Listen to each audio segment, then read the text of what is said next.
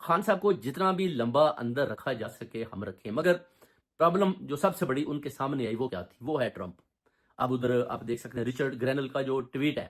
کہ خان صاحب کو رہا کریں، اس کے بعد ایک اور سیکٹری ہے اس کا بھی ٹویٹ شروع ہو گیا ہے۔ اس کا مطلب ہے کہ جو ٹرمپ ہے وہ واقعی ہی اس چیز میں انٹرسٹ لیتا ہے کہ خان صاحب کو رہا کیا جائے، خان صاحب کی رہائی کو ممکن بنایا جائے، جس کی وجہ سے جنرل عاصم منیر یا ان کی دوسری ٹیم جو پی ٹی آئی کو کچل رہے ہیں، جنہوں نے خان صاحب کے اوپر اس حکومت جیلی حکومت کے ساتھ مل کر 200 سے زیادہ کیسز بنائے، وہ بھی پریشان ہے کہ اب کریں تو کیا کریں۔ اگر ٹرمپ نے مداخلت کر لی